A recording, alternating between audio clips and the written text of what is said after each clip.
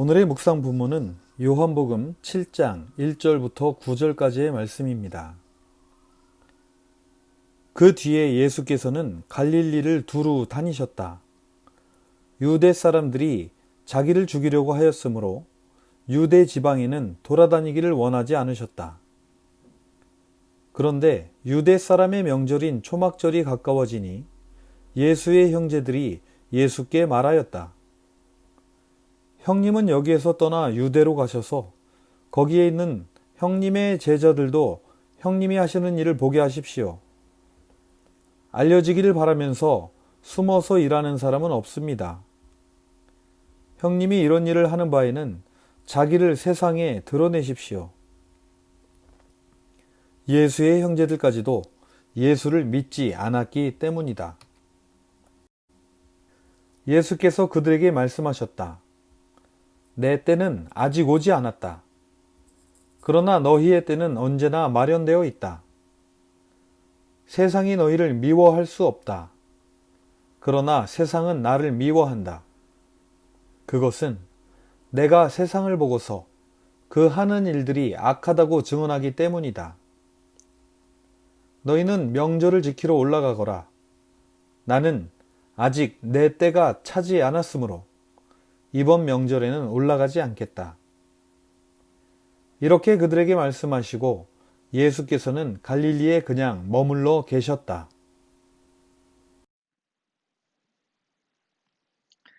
안녕하세요. 2020년 12월 9일 수요일입니다. 오늘은 요한복음 7장을 함께 묵상해 보도록 하겠습니다.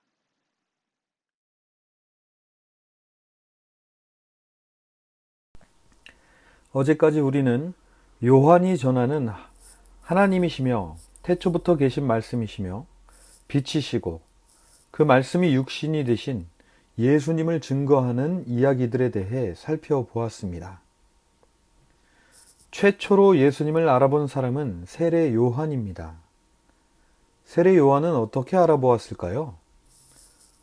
성령님께서는 세례 요한에게 말씀하시기를 세례를 받을 때에 성령이 임하는 자가 그 사람이다라고 말씀해 주셨고 세례 요한은 예수님에게 세례를 주었을 때 알아보았습니다.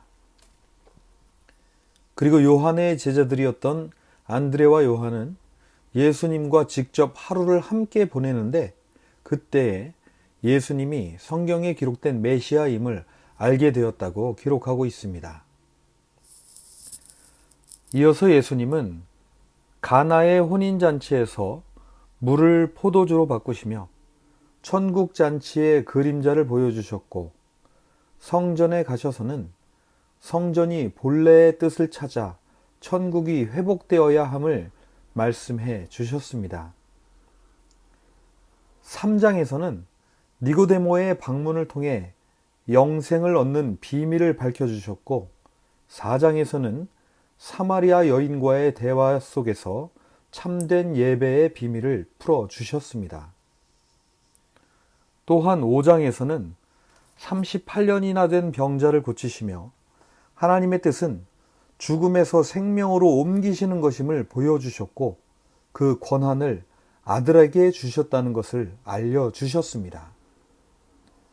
6장에서는 오병이어로 5,000명을 먹이시면서 예수님을 믿어야 생명을 얻을 수 있다는 비밀을 비유로 보여주셨습니다. 그리고 풍랑이 이는 바다를 걸어 죽음에 빠져가는 제자들에게 생명을 주시는 예수님을 보여주셨습니다. 우리가 지금까지 살펴본 예수님의 모습은 하나님의 아들이 아니면 도저히 행할 수 없는 놀라운 표적이 아닐 수 없습니다. 그러나 아직도 예수님을 믿지 못하는 사람들이 있었습니다.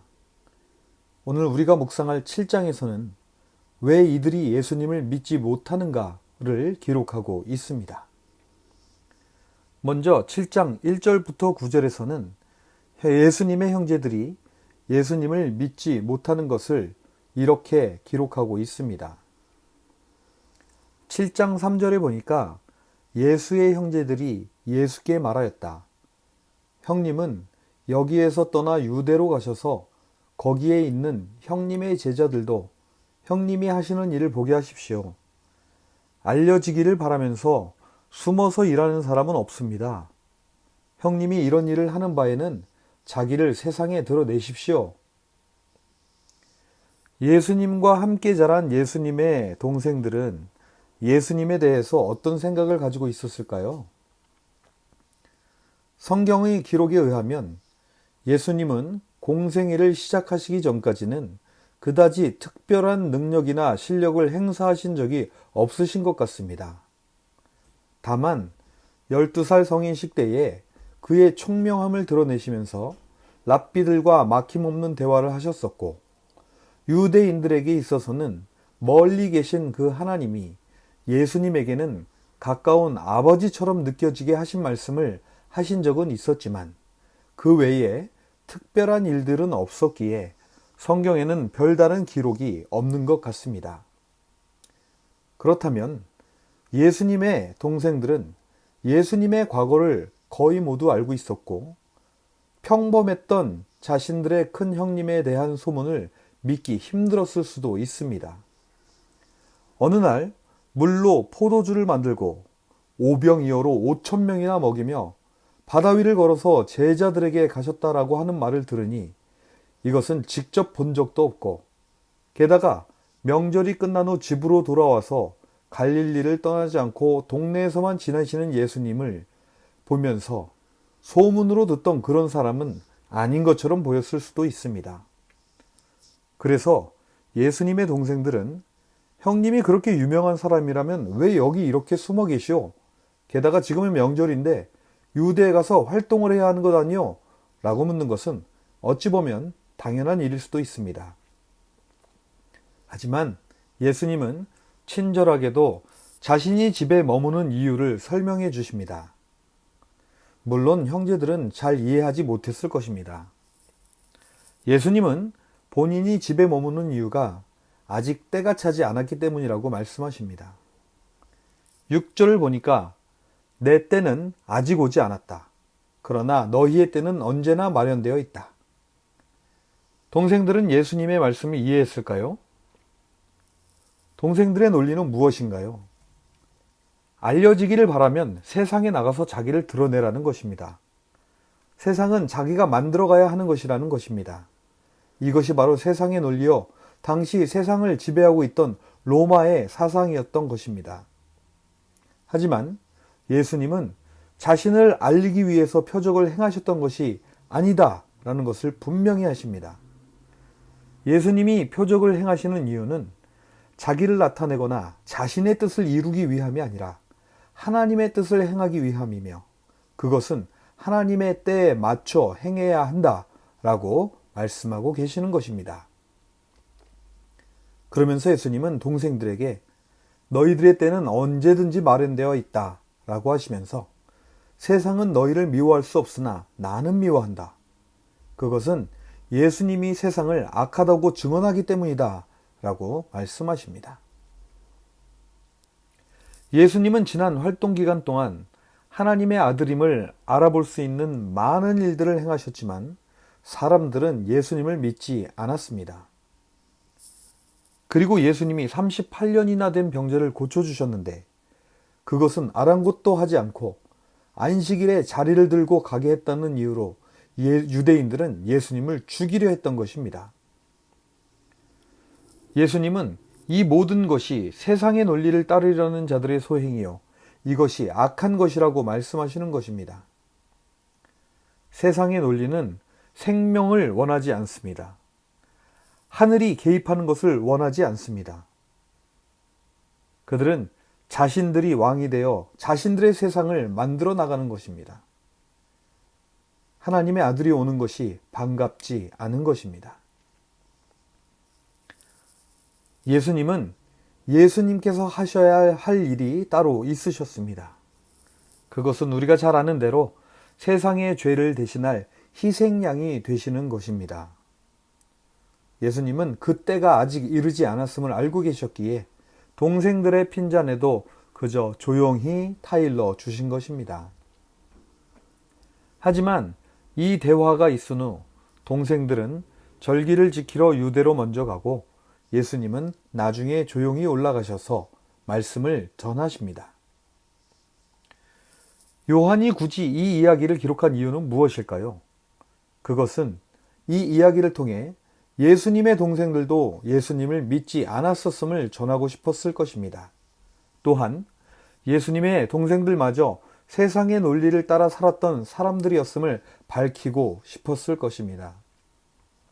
그리고 예수님은 자기를 알리고 싶어서 능력을 행하셨던 것이 아니라 하나님의 뜻을 이루기 위해 늘 때를 기다리고 있는 것임을, 또한 그것을 위해 늘 행동하셨음을 전하고 싶었던 것입니다.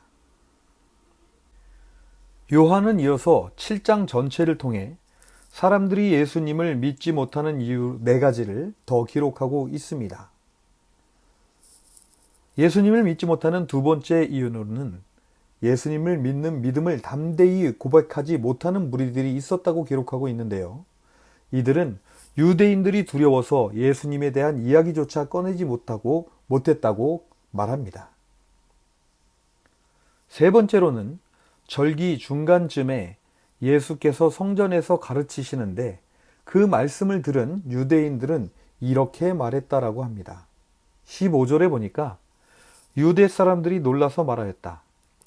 이 사람은 배우지도 않았는데 어떻게 저런 학식을 갖추었을까?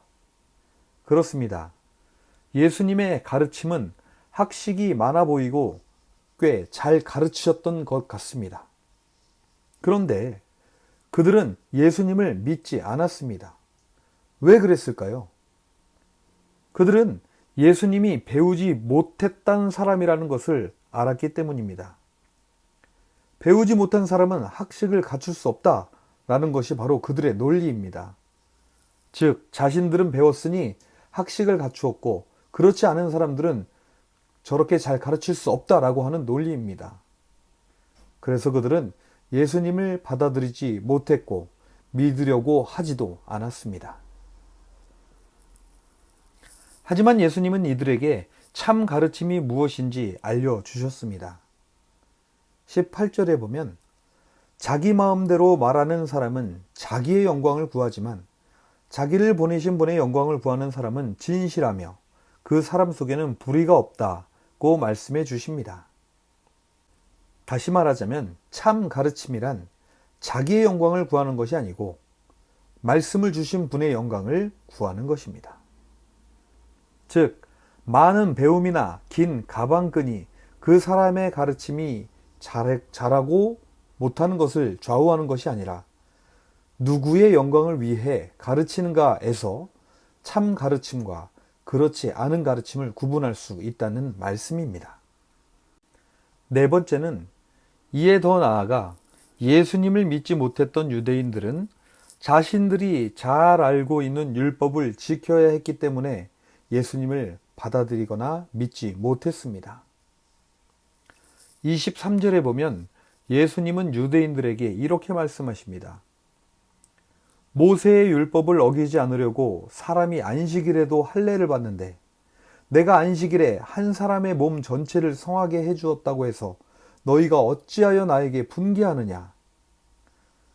유대인들은 자신들이 알고 있는 율법을 지켜야만 했습니다. 왜 그렇습니까?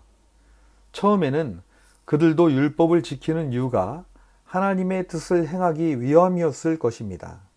하지만 그것이 세대를 타고 흘러내려올수록 권력이 되고 힘이 된다는 것을 알았을 것입니다. 율법을 지키는지 지키지 않는지를 보면서 사람들을 정죄하고 감옥에 넣고 또는 상을 주고 하면서 율법을 가지고 사람들을 주무를 수 있다는 것을 알았을 것입니다. 예수님은 이를 지적하고 싶으셨던 것입니다. 율법의 참된 의미를 다시 살리고 싶으셨던 것입니다. 다섯 번째로 예수님을 믿지 못한 이유는 예수님이 어디 출신인지를 잘 알기 때문이었다라고 요한은 기록하고 있습니다. 26절과 27절에 사람들은 이렇게 말합니다. 보십시오. 그가 드러내놓고 말하는데도 사람들이 그에게 아무 말도 못합니다. 지도자들은 정말로 이 사람을 그리스도로 알고 있는 것입니까? 우리는 이 사람이 어디에서 왔는지 알고 있습니다. 그러나 그리스도가 오실 때에는 어디에서 오셨는지 아는 사람이 없을 것입니다. 지금까지 예수님을 믿지 못하는 이유들을 종합해보면 한마디로 자신의 틀을 깨지 못하기 때문이었음을 알 수 있습니다. 첫째는 예수님에 대해서 너무 잘 알고 있다라고 생각하는 틀을 깨지 못했습니다. 예수님의 동생들은 평범했던 큰 형이 자신들을 구원할 메시아일 리가 없었을 것입니다. 유대인들과 도시에 사는 예루살렘 사람들, 그리고 학식이 있는 율법학자나 바리새인들은 예수님이 배우지 못한 사람이요 갈릴리 출신임을 알기에 그런 환경에서는 메시아가 나올 수 없다는 편견을 가지고 자신의 지식에 갇혀 예수님을 받아들일 수 없었던 것입니다. 두 번째는 두려움의 틀을 깨지 못하는 사람들입니다. 무리들 가운데 예수님을 믿으려는 사람이 있었지만 그들은 유대인들이 두려워 믿지 못했습니다. 또한 유대인들은 자신들의 율법의 틀에 갇혀서 예수님의 이적을 보고도 받아들이지 못하고 믿지 못했습니다. 예수님은 이런 사람들의 행위가 악하다고 평하셨습니다. 그래서 사람들은 예수님을 미워했습니다. 바리새인들은 예수님을 그리스도로 믿으려는 사람들의 소리를 듣고는 예수님을 잡기 위해 경비병들을 보냅니다. 하지만 예수님은 그들 앞에서 이렇게 말씀하십니다. 나는 잠시 동안 너희와 함께 있다가 나를 보내신 분께로 간다. 그러면 너희가 나를 찾아도 만나지 못할 것이요 내가 있는 곳에 너희가 올 수도 없을 것이다. 경비병들은 예수님처럼 말하는 사람은 본 적이 없다라고 하면서 빈손으로 돌아갑니다. 그렇습니다. 하늘에 속하신 분을 땅에서 잡고 가두어 둘 수는 없는 것입니다. 예수님을 이 땅의 논리로 이해하려 한다면 영영 예수님을 만날 수 없다라고 요한은 전하고 있는 것입니다. 예수님은 이렇게 말씀하십니다. 목마른 사람은 다 나에게로 와서 마셔라. 나를 믿는 사람은 성경이 말한 바와 같이 그의 배에서 생수가 강물처럼 흘러나올 것이다. 예수님은 창조자 하나님이십니다. 자신이 만든 피조물이 자기를 알아보지 못하고 믿지를 못하니 이 얼마나 통탄할 노릇일까요? 예수님은 이런 사람들의 행위가 악하다고 말하실 자격이 있으십니다. 문득 이 사람들이 하는 모습에서 저 자신을 발견하게 됩니다. 예수님께서 이런 사람들에게 너희 행위가 악하다라고 하시는 것은 미워서가 아님을 우리는 잘 알고 있습니다. 그것은 바로 돌아오라는 사인입니다. 현실을 올바로 파악하고 하나님이신 예수님의 말씀을 귀담아 들을 때에 우리는 비로소 빛을 보게 될 것이고 영생을 주시고자 하시는 인도하심을 따를 수 있을 것입니다. 오늘도 요한복음 7장의 내용을 다시 한번 묵상해 보시면서 영원한 생명을 주시고자 하시는 하나님의 뜻을 다시 한번 되새겨 보시는 저와 여러분 되시기를 바랍니다. 기도하시겠습니다. 하나님 아버지, 오늘 요한복음 7장에 나오는 사람들을 보면서 믿음을 방해하는 여러 가지에 대해서 생각해 봅니다. 또한 오늘날 왜 사람들이 예수님을 하나님으로 받아들이지 못하는지를 생각해 봅니다. 하늘에서 내려오신 분을 땅에서 찾아 잡으려 했던 바리새인들의 시선에서 벗어나 영의 눈을 열고 하늘의 것을 추구하게 하여 주시옵소서. 저희들에게 주시고자 하셨던 영원한 생명을 얻게 하여 주시옵소서. 또한 이 시간 어려움과 고통 속에서 힘들어하는 성도들 한 사람 한 사람에게 빛을 비추어 주시어 함께 하시는 주님을 바라보게 하여 주시옵시고 생명의 소망을 허락하여 주시옵소서. 주님께서 주시는 생수의 강이 그 안에서 흘러나와 참 평안과 소망을 얻게 하여 주시옵소서. 오늘도 어둠을 밝혀주시는 우리 주 예수님의 이름으로 감사하며 기도하였습니다. 아멘. 오늘도 주님의 평강이 함께 하시길 바랍니다. 감사합니다.